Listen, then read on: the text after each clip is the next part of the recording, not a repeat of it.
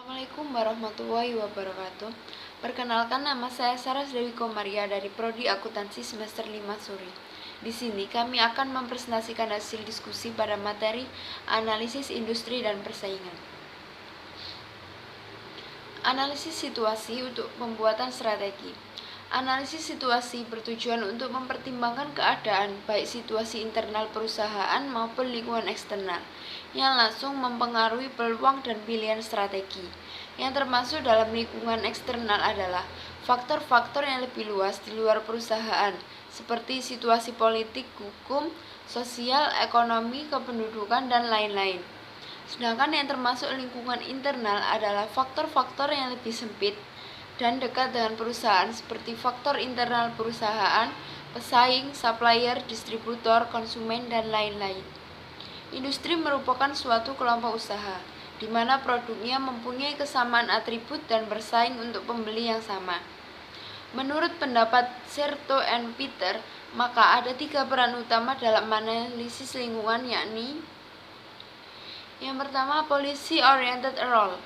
Peran yang dimaksud di sini adalah peran analisis yang berorientasi pada kebijakan manajemen tingkatan atas dan bertujuan untuk memperbaiki kinerja organisasi dengan memberikan informasi bagi manajemen tingkat atas tentang kecenderungan utama yang muncul dalam lingkungan.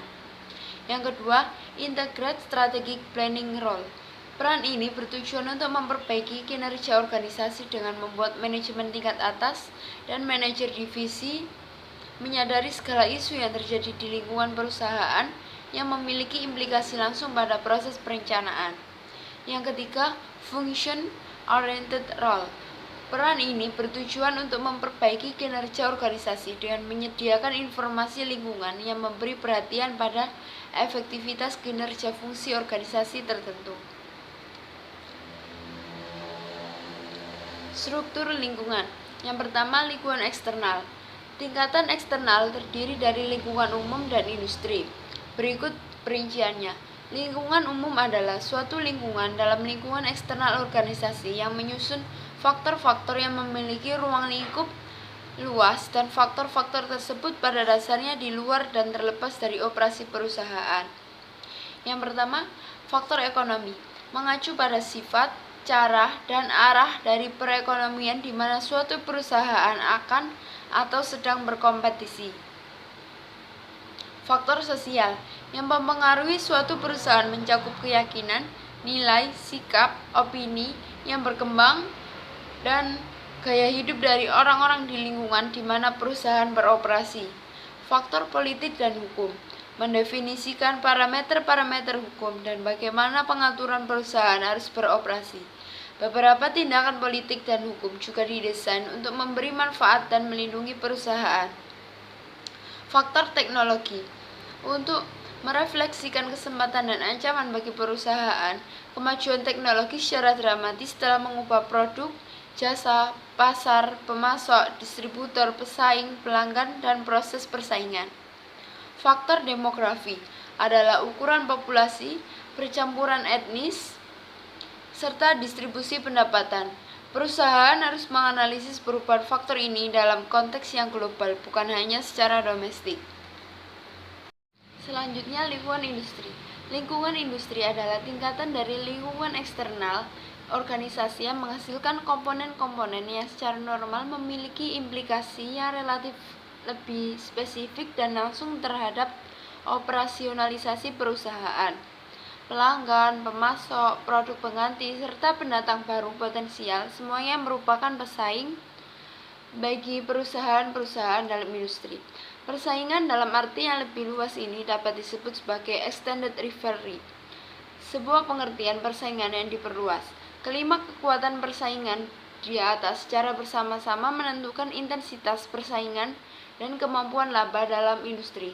Dan kekuatan yang paling besar akan sangat menentukan serta menjadi sesuatu yang sangat penting dari sudut pandang perumusan strategi. Selanjutnya, presentasi akan disampaikan oleh rekan saya, Sinta Nuraini. Terima kasih. Assalamualaikum warahmatullahi wabarakatuh. Saya Sinta Nuraini akan meneruskan presentasi dari Mbak Saras.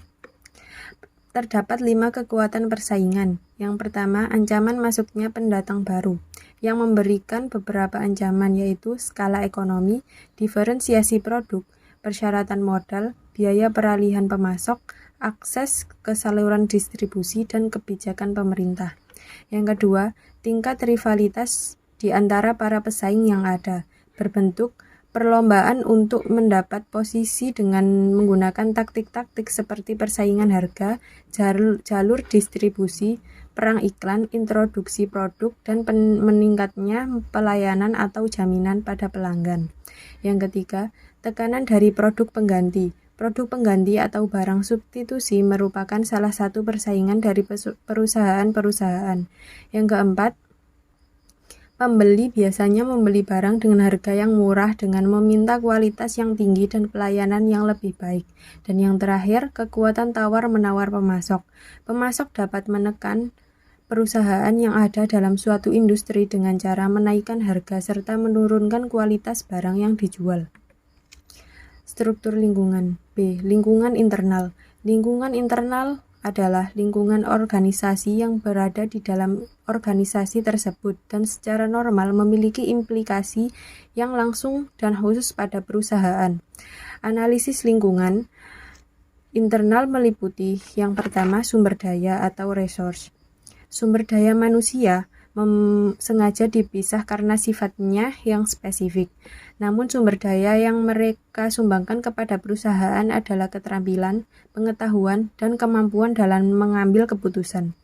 Yang kedua, kapabilitas atau capability adalah suatu kumpulan sumber daya yang menampilkan suatu tugas dan aktivitas tertentu secara integratif. Menentukan kapabilitas suatu perusahaan didasarkan dua pendekatan yaitu pendekatan fungsional dan pendekatan rantai nilai atau value chain. Yang ketiga, kompetisi inti atau core competence merupakan sekumpulan keterampilan teknologi yang memungkinkan suatu perusahaan menyediakan manfaat tertentu pada pelanggan. Prosedur pelaksanaan analisis lingkungan. Dalam menganalisis lingkungan organisasi, manajemen perusahaan perlu memperhatikan beberapa hal yang mendukung terciptanya daya saing secara efektif dan efisien, antara lain: A. Menentukan relevansi dari tingkatan lingkungan. B. Menentukan tingkat relevansi dari strategic issue. Dan C. Menerapkan teknik-teknik analisis lingkungan. Demikian presentasi dari saya, akan diteruskan oleh Mbak Mareta. Sekian, terima kasih.